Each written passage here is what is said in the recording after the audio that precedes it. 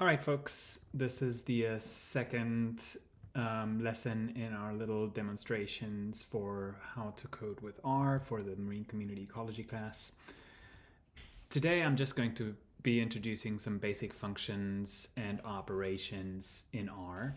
So if you have a lot of experience coding in R, then this may be a little basic for you. But if you want to stick around and watch the demonstration anyways, you might be learning a couple of things. So just about the basic slide setup here. All the tips and comments are written in this font on the pages directly. All the R code that is in the presentation is in these white text boxes. Now, if the R code has a hash mark or pound symbol in front of it, that means it's not functional code. It's actually annotation. So these are just comments that I'm making in R. And then this here is actual code. So if I'm writing I am a penguin, then the actual result of that shows up down here, which is I am a penguin. And so the code outputs, the logical deduction here is that code outputs appear under the R code in this programming font.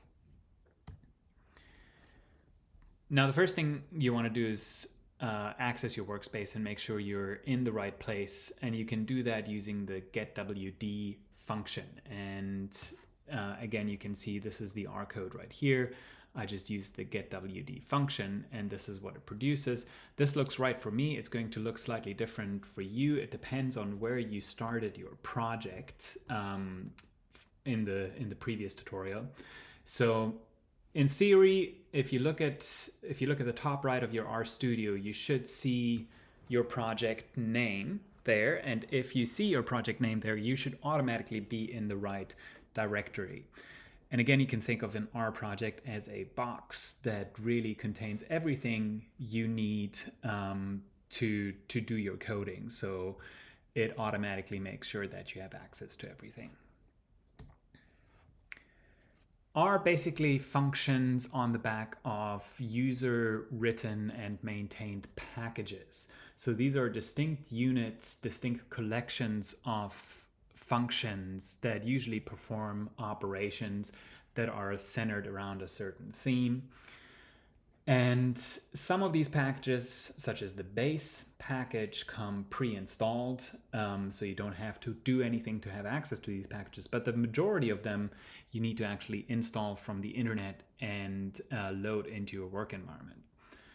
So the first thing we're going to do, just for understanding that process, is we're going to install the tidyverse package using the install packages function. So you typically don't have to set repositories. This is just being extra safe and making sure that we get it exactly from where we want to get it from. But usually you can just write install packages and then tidyverse in the quotes, and that will download all the functions, everything that is the tidyverse package, to your local library. Once you have it in your library, you have to load it into your R session, and you have to do this every time you reopen R. So if you close out R and reopen it, you're going to have to reload every package you need using the library function. So this just accesses your library and loads packages into your environment. And this is done right here. And hopefully none of these things will give you any trouble at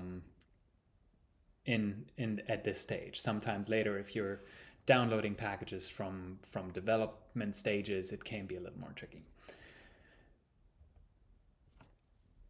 Okay, a couple of common operators in R. So if you type a question mark and then, for example, a function, it will actually open a help website, assuming it can actually find what you're looking for. So that can come in handy when you need some information about certain functions or packages even. The arrow to the left, this is the assign symbol. So it's a smaller than and a dash. And that is our primary sort of workhorse annotation to do anything in R, really. And then the double equal sign, that is a question of whether something is true, more or less. So The way this looks is if you want to play around a little bit, if you type $install packages, you will pull up some help on that function.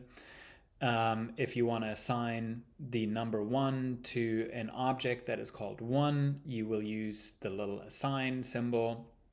And then if you type 1, you will see that 1 is in fact 1. We can do the same thing with 5. So we're just typing out 5 and assigning it the value 5.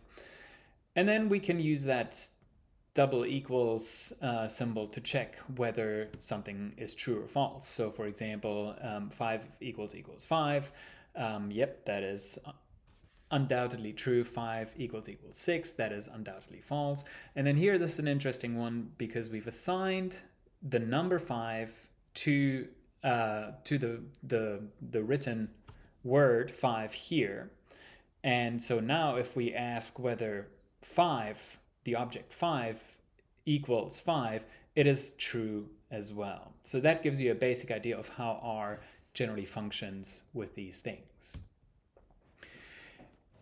At its core, R can work as a basic calculator, so you can use it just like you would your calculator to do some complicated or less complicated mathematical operations. They're all part of the base package, including functions such as the log or the square root or the sine. So again, in practice, you can just type 4 times 4, and that will tell you that it's 16. You can do a much more complicated calculation that I'm not going to walk through. I'm sure you all guessed that that's exactly the value that comes out of this, or not. But you got to be careful to observe the basic rules, so setting the parentheses in the right way and so on and so forth. So simply not violating any general mathematical rules. Okay, as I've already done here in the example with the 5 earlier, you can name your objects and you can name them whatever way you want. But I'll caution right now that misspelling names is one of the most common errors in R. So what I'd suggest you do is develop a standardized system for naming objects. What I like to do is I like to separate object names by a period, and then use the underscore to refer to specific objects within an object, and I generally don't use capitals. The way assignments work, again, very simple here. So if I'm naming something object 1 and I assign it the value of 4 times 4, then object 1 is going to be 16. If I assign object 2 a different value, then object 2 is going to be that value. And I can also use that to assign it a name, for example, a non-numerical scalar. And in that case, that would be fish. Here it's in quotes, otherwise it wouldn't know what to do with it.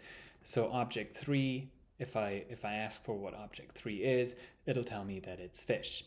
I have a tendency to use lengths a lot, and I misspell it all the time. So yeah, just be smart about how you name your objects. Using fewer letters is better as long as you can tell things apart.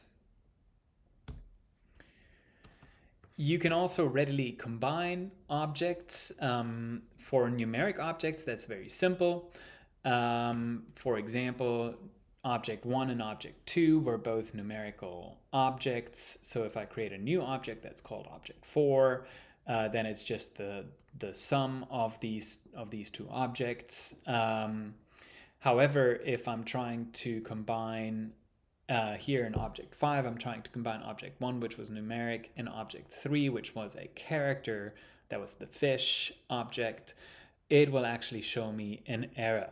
And this is a very common error message that a lot of people have a hard time interpreting. Non-numeric argument to binary operator. It just means that R didn't know what to do with that combination because they're different types of data. You can still combine numbers and characters, but you need to use the paste function to do this. So object 6, I use the paste function to combine object 1 and object 3, and then object 6 looks like this. Note that it has these quotes around it, which always suggests that we're looking at a character object rather than a numeric object. Okay, that's just a very quick primer, and you can do a couple of exercises just to make sure that you understood what this was about. So you can start by finding your current working directory. That should be fairly simple. Then you can test whether this expression right here yields the same value as this expression right here. They look very different. They're both very complicated. So you can just type them out and see if they end up yielding the same number. And then you can create an object that contains the text MCE for Marine Community Ecology, then an object that contains the number 2024, and then merge those two or combine those two objects in a new object. And I would encourage you to pause this demo right now, because I'm going to go straight into the solutions to these exercises. So give yourself a chance to do them first. Okay, solution to exercise 1.1a, finding your current working directory. Very simple, as mentioned in the beginning. It's just the getWD function. You don't have to tap anything else. It should just tell you where you're at. Solution for 1.1b, comparing the value of two equations. So hopefully you managed to just type this into your R and got the value 2. Type the other one, get the value 2. Alternatively, if you paid attention earlier, you could use that equals equals operator, which will actually tell you that these two are in fact the same. So if you're asking them if they're the same with this double equal operator, it will tell you that that is true. And then the third exercise, creating one object that has MCE, one object that has 2024, and then using the paste function to merge those two together. All right, let's talk a little bit about functions and vectors. So functions are generally denoted by parentheses. So whenever you see a term, a word, and it has open close parentheses behind it, that's usually a function. And these functions are used to do some either fairly basic or really sophisticated operations with your objects. And you have actually already used them.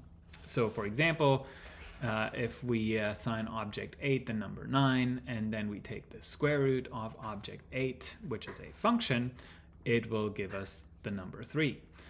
And again, the paste function, I mentioned this earlier, is also a function. And it just combines these two objects into a new object. Vectors, on the other hand, are objects that contain multiple elements. So now we're advancing from just a single value or a single expression in an object to multiple. And that is the simplest structure of data. So it's just essentially a series of numbers or words. And we can create vectors using the concatenate function. So the concatenate function is just C. And if we want to create a vector that's called conc.vals, then we are just going to use the C function, and then 1, 2, 3, 4, 5. And if we look at that object that we have created, it is a vector that contains the numbers 1, 2, 3, 4, 5. We can do the same thing with text, so we can create a vector that has fish 1, fish 2, fish 3, fish 4. Again, using the C function or concatenate function, and our object will be just that. And in theory, we can make a vector out of everything. So here I just made some little fish symbols, and we can concatenate these 3 fish symbols, and we have 3 beautiful fish in our vector. And vectors and functions work very well together. So you can create vectors using functions, you can manipulate vectors using functions, and so on and so forth. So think about having multiple objects and you want to do multiple things to them. That's the strength of R. You can do that using different functions. Functions consists of arguments that need to be specified, and I'll walk you through what that means. So for example, we have the seq function, SEQ, which stands for sequence. Most functions are termed pretty straightforwardly. And this sequence function can be used to create vectors that have a certain sequence. And it has three basic arguments, and those are from, to, and by. So, for example, if we want to create a sequence called seq1, we use the seq function, open parentheses, then we say from 1 to 10 by 1. And that creates a sequence from 1 to 10 with an interval of 1 in between, as you can see right here. You don't have to spell out these arguments. So sequence 2 is the exact same thing, but I didn't spell out the arguments. I just put them in the right order. I said from 1 to 10 and then 1. Saves me a lot of time, but it's generally safer to spell out the arguments, just because then you know exactly what they are. If you're doing things over and over again, I'm sure you'll stop doing that. I have for the functions that I'm intimately familiar with. It's just good practice in the beginning, especially, to spell out the arguments. Note that I can actually achieve the same thing using a very different way. I can just say seq3 is 1 through 10. And that will actually give me the exact same sequence. And this is a very good lesson for R. There are many ways to skin a cat in R, and you can use multiple different functions or multiple different sequences of functions to get the exact same results. Okay, but as your demands get more and more complex, you're less and less likely to find alternative pathways to do it. So for example, my little hack earlier on the previous slide to just do 1 through 10 is going to fall apart very quickly if I need a much more complicated sequence, right? So this is not going to work with the simple way we've done earlier.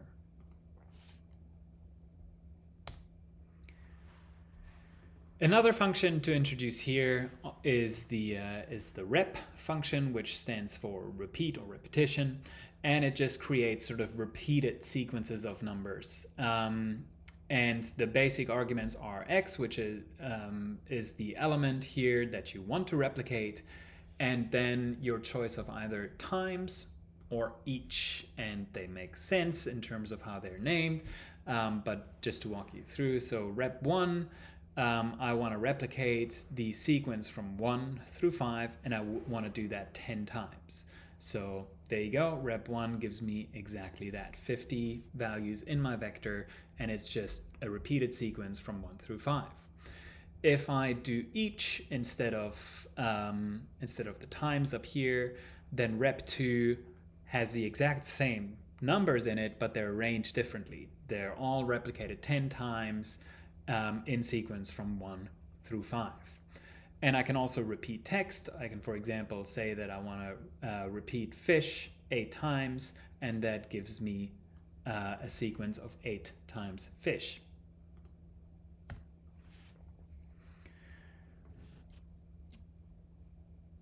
You can also combine different functions in the same line of code to create vectors that are a little more complex. For example, you can use the sequence function or seq function within the rep function.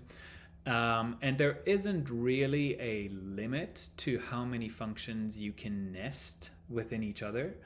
But it does get a little messy at some point. So just as an example here, rep 4 is a repetition of the sequence from 0 to 10 by 2. And that is repeated 3 times. So I'm using seq within rep, and I get 3 repetitions of the same sequence from 0 to 10 by 2. And then I can also, for example, go ahead and directly take the mean of the repeated sequence from 0 to 10 by 2 that is repeated 3 times, and that is 5, which makes a lot of sense. And again, so here are 3 functions that are nested within each other. You probably don't want to go too much farther than that, otherwise it just gets messy.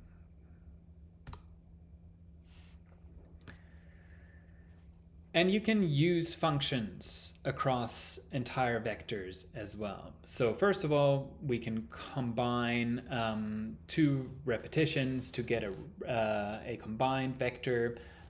These are just two of the repetition sequences we created earlier, and I can just combine them to get one bigger one.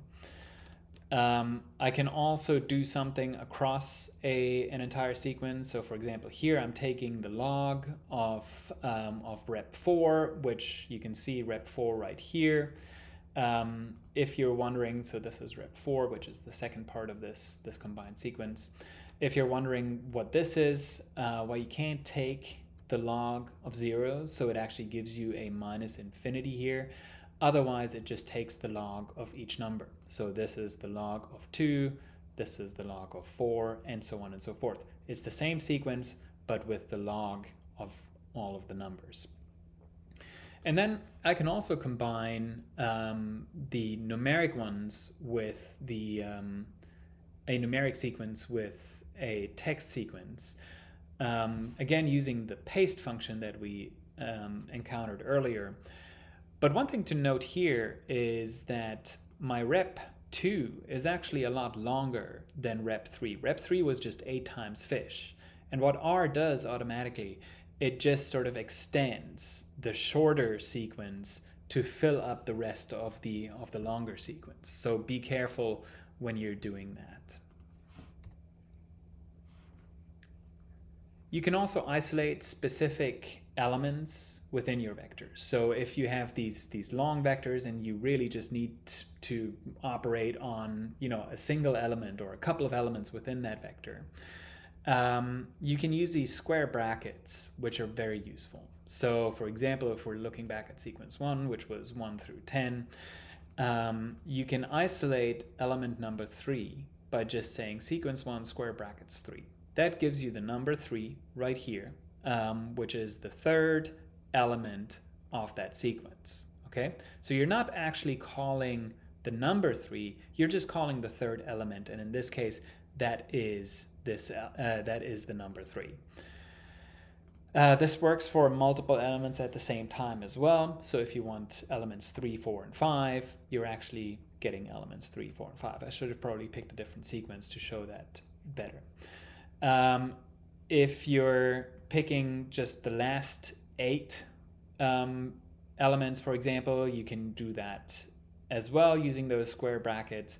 And again, you're not specifying you want the numbers 2 to 10, you're specifying you want those elements in the vector.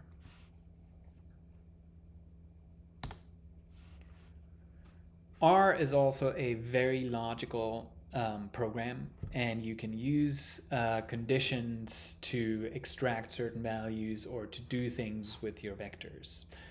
The operators are generally pretty standard. The only one to really pay attention to is this double equals, which we encountered earlier. That to me is a constant source of error because my brain is still wired to think that when I say something equals, then it's just a single equal sign. But these are the common operators. Again, all 4 of these are very standard. This one's a little different, and then this one is a does not equal, so it's the exclamation mark prior to the equal sign, which also comes in very handy. So we can create a couple more vectors that are a little more complex than the ones we've created so far, and we're going to do that using one of the distributional functions, in this case using the RPOIS, which stands for Poisson function. It's part of the base package. It just creates integer values that are Poisson distributed. You don't really have to wrap your head around that right now. It's just means for us to create a series of numbers that are a little more complex than we've created so far. So I'm going to create a vector called random values, and I'm using the rpois function with 30 elements, so I want 30 numbers, and the lambda is specified as 5. Again, you don't have to necessarily worry about that. This is what it looks like. Lots of integer values that are Poisson distributed. And now I can go in and I can select values from that vector. So I'm creating an object called selected values. And now what I have to do is I have to specify the object I'm operating on. Then I have to open square bracket. I have to re-specify that I want this to be done within random values. So this is part of my logical expression here. I want the random values that are larger than 4. Okay, so within random values, I want the random values that are larger than 4. What that gives me are the values that are greater than 4. The same works if I applied these different operators, so values that are not 6, for example. I'm creating a new object. I'm saying that I want, I'm working on the random values vector or random vals vector, and I want the random vals that are not 6. And lo and behold, we get all the values that are not 6. So just note, that this square bracket requires you to re-specify the vector you want to use for the operation. You can also combine several logical statements, and to do that we're using these Boolean expressions, which are turned into symbols in R. So there are 3 basic ones, which is the AND, it's the OR, which is the upright pipe, and it's the NOT, which is again the exclamation mark. They can be applied separately or in combination, and the NOT, so the exclamation mark, always has precedence over and that one has precedence over OR. So what this looks like, if we're using the AND operator, for example, again, we're working with this random vals vector, and we're telling it that we want the random vals that are greater or equal to 4 and the ones that are smaller or equal to 8. And what we get is the values between 4 and 8 from that vector we created earlier. The same works with the OR function. So exact same setup, except this time we're saying that we want the random values that are equal to 3 or the random values that are equal to 5, and we get all values that are 5 or 3. And then this is an example here real quick where we use the NOT and then the AND logical operators. So here we again go into the random vals vector. First of all, we don't want random vals that are 4, and then we want the random vals that are larger than 2 and smaller than 8. So that gives us everything that is between 2 and 8, without 2 and 8 because we didn't specify greater or equal. So between 2 and 8, but not 4. So we essentially only get 3s, 5s, 6s, and 7s. You can also use the square brackets to replace values using the exact same principles as you use for just selecting them. And again, it works for single values as well as for multiple values that you can select through your logical statement. So for example, if I want to replace the first value in the random vals vector with 1000, I can do that as such, and that replaces it quite quickly. And then I can also, for example, replace all the random values that are larger than 5 with 1000, and it does just that. So again, very similar principle, except this time you're reassigning these elements using either a single substitution or the logical statements.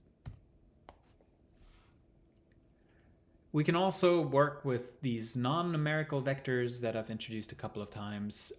So you can have vectors that consist of multiple character strings. Character strings, that's essentially a word for words. And very much the same principles as for numbers, but you're a little more limited in the logical operations because obviously there is no greater than or smaller than. So we can create a an object, a vector called fishcom for fish community, and we want this to be a paste of the repeated sequence of whitefish, bluefish, and yellowfish, and we want to do that 5 times. And this is what our vector looks like. And then we can work with that vector if we want to. So for example, the whitefish here may go extinct from our community. So we're saying that in the fish community vector, all the elements that are whitefish within the fish community are supposed to be removed, and that lets the whitefish go extinct in our little vector. And then of course we can also replace them. Here we're just replacing the yellowfish with greenfish. Again, same principles as with the numbers. Sometimes it can be useful to sort and order your vectors. Doesn't happen all that often, but it's good to know how to do it in case you do have to do it. So we're going to create another vector, again using this rpoise function. That vector looks like this, and then we can sort it. So sort obviously makes sense that it sorts the values, and it just sorts them by in ascending order. And if we want to reverse that, we can, for example, use the reverse function rev, and that will give us the exact same vector ordered, but this time in descending order. Missing data can be a bit of a pain, so sometimes it happens that you simply don't have values in a vector, and that can be a big problem. It isn't always a problem, but it can lead to errors in functions that need there to be some data. So if we're again creating a vector with multiple integer values using the rpoise function, that looks like this, and then we're going to replace the value number 5 and the value on the 15th position, so position 5 and position 15, with NAs, which is the common expression for missing data in R. Then we'll see that they're now in this vector, the number at position 5 and at position 15 has been replaced with NA. And if I'm trying to take the mean of that vector, it is going to give me an NA because it can't calculate the mean of a vector that has NAs in it, which is very sad. All right, so these are the very basic functions and vectors. So let's talk a little bit about actual data formats in R. So there are several different types of data classes in R, and I've talked a little bit about them, but this is sort of the overview. So if you have a vector that is all numbers, and these are decimal numbers, anything between -infinity and +infinity, those are called numeric. If you have integer values, so these are just 0, 1, 2, 3, 4, 5, 6, 7, 8, and so on and so forth, as well as their negatives. These are whole numbers, so integer values, no decimals. Then we have logical data, which are either true or false, as well as NAs. And then we have characters, which are essentially words, and they can also be factors, depending on how they're formatted. And these can be letters, symbols, or numbers. It just depends on whether you've used quotes or not. It's very, very important to understand exactly what data class you're working with, because mix-ups in data classes when you're trying to perform an operation on a vector that has to be numeric but it is not, that is a very common source of error. So let's just have a look at this. So if I create a couple of numbers that is just a sequence between 1 and 20, and I look at this object using the class function, it will tell me that this vector is of class integer. And that makes sense. They're all whole numbers, no decimals. So that's exactly what it should be. I can do the same thing using the str function, which I believe stands for structure.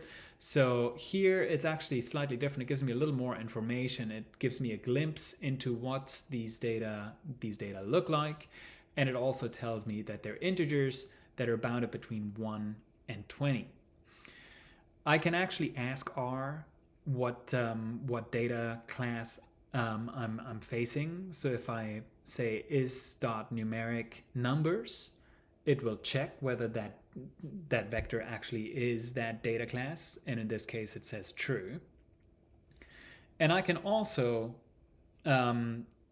turn data classes into other data classes using the as function. So if I create a new object called numbers.car, and I say that this is as characters of numbers, it turns these numbers right here that were integers into characters. And the way to tell that is by either just looking at them. You see those quotes have appeared, which automatically always tell you that these numbers lose their functionality as numbers. They're now simply letters in R. And if you were to do, for example, an is.character of numbers char, it would say true. And as well, it would show character here. Now, beyond simple vectors, so simple sequences of numbers, there are a couple of other data structures. Now, the simplest data structure in R is what's called a scalar. So that's a single value. In this case, number 23 is just a scalar. Several scalars are vectors that we've encountered throughout this demo. So many scalars make a vector. But a vector is always going to be just sort of a line or a single sequence of numbers. If we want more than one dimension, so this is just one dimension. If we want more than one dimension, we're getting into the format of a matrix. And so we can create a matrix, for example, by using the matrix function. In this case, we're just creating values from 1 through 24, and we're telling R that we want 4 rows. So the rows are right here, 1, 2, 3, 4. And we're telling it to put those numbers into the matrix not by row, but by column. So it goes column-wise from the top to the bottom to create that matrix. You don't have to worry about that too much. You rarely actually do that. I just want you to understand the format of a matrix in R. Now, in these two-dimensional arrangements of the matrix, we can work with both the columns and the rows. So we can, for example, create a data set where we might envision having 3 different fish species across 6 different sites. And matrices can only ever hold one type of data, and that data is usually numeric. So let's create a new matrix called the matrix. Again, using that matrix function, we're just creating a bunch of values using that rpoise function again. So in this case, we want 18 values. We want 6 rows, so this is the n row. And again, we're doing by row equals false, so it fills these columns top to bottom. And that creates a beautiful little matrix with 3 columns and 6 rows. And now we can actually give these columns and the rows, we can give them names. So we're using the call names function here. We're saying that the column names of the matrix should be bluefish, blowfish, and yellowfish, just as it is up here. And then we're going to tell R that the rows of the matrix are going to be site 1 through 6. And then it assigns these row names and column names, and that gives us a lot more information about the data structure here. If we wanted to combine different data classes, however, we're going to have to turn this matrix into what's called a data frame. And data frames, for all intents and purposes, are probably the most common data structure you'll be working with in R. And you can navigate around these data frames using the $sign as well as a combined square bracket where you have a first position that always indicates your rows, a comma, and then a second position in the square bracket that indicates your columns. So rows are always first, columns are always second.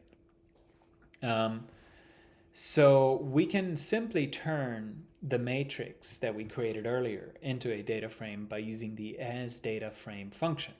So we're going to say fish.df for data frame is asDataFrame the matrix. And now that we have a data frame, we can use the $sign to look at, for example, the blowfish column in that data frame. Or we can look at just the first row of that data frame, and it will show us just the first row. Again, this is the indicator of the row that we want to see, a comma, and then by leaving the space for column empty, it just shows us all the columns. Now, the nice thing about data frames is that we can add data of a different class into the same data set. So, for example, we might want to create a column in our data frame that has the locations of these different sites that we're looking at. So we're just going to call them Australia, Indonesia, Philippines, Fiji, Solomons, and Papua New Guinea. And those are characters, so they would be incompatible with the numeric values that we have in the matrix from earlier. But in a data frame, they are very compatible. And now I can just, for example, call the locations. I can merge that locations vector that I just created into the data frame by creating a new column called locations using the $sign, and this is what the data frame looks like. A variation on the data frame theme that is typical in the tidy data format are tibbles. I suspect it comes from tables, and it's just kind of cute or something like that. I don't know. But tibbles are very similar to data frames, but they do offer a little more information compared to your data frame. So if I use the str function on the fish data frame that we've created just now, it tells me that it is a data frame. It has 6 observations over 4 variables, and then it gives me the columns here, and it says that bluefish has integer values. It tells me that blowfish has integer values, and so on and so forth. And it tells me that location has character values. If I turn the data frame into a tibble using the asTibble function, and then I just pull up the fish tibble, so I don't have to use that str function, it will actually tell me the same thing. It says, oh, this is a tibble with 6 observations across 4 variables, and it gives me the data classes of each variable as well.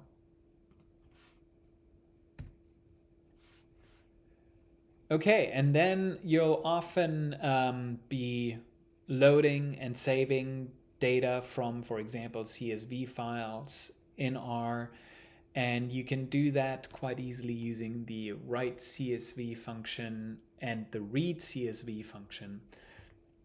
So write CSV will take that fish tibble that we've just created, and we have to specify where we want to save it. So again, if you're in the right working directory and you have a folder called data, then you can simply save it as fishtibble.csv. This is your own expression. You can save it as whatever you want to. You just have to write it in here and give it the extension you want it to have. And by specifying row names equals false, you're telling it not to include a column in the CSV file that just has the row numbers in it. And then you can re-import that same fish tibble just to get some practice, and that's performed using the read CSV function. And you have to specify where it lives on your hard drive. If you're in the right directory, you're basically just reusing that exact same expression. You can also use the tabulator key on your keyboard to sort of navigate through your hard drive with that, or your project directory. And it looks exactly the same as it did before. Okay, we'll finish this off with a couple of short exercises that I'll give you the solutions for in the matter of mere minutes. The first exercise is to create a sequence of even numbers from 2 to 20. Then to create a vector with random integer values using RPoise 110 and obtain the mean value of that vector. Exercise C is to work with that same vector you've just created, but to retain only values that are smaller than 6 and recalculate the mean. And then I'd ask you to download a data set that's called Coral Reef Herbivores. It's available both on Canvas as well as at the link just on this website. And put it in your working directory in a folder called Data. And then just practice reading in that data set using the read CSV function, making sure to correct this to specify the correct path to your data folder. Again, I encourage you to hit the pause button here and give it a go yourself before you skip to the solutions, unless this is all a piece of cake for you. In that case, you can go ahead and just look through the solutions. So solution for the first exercise, creating a sequence of even numbers from 2 to 20, can be accomplished just using the seek function from 2 to 20 by 2, and that gives us the right sequence. Creating a vector with random integer values using RPoise 110 and obtaining its mean. This is how that is accomplished. The mean of that is, for me, 10.75. Keep in mind that may vary for you because you are drawing random integers. They do have a similar distribution, so you shouldn't be too far off, but you might not get the exact same value.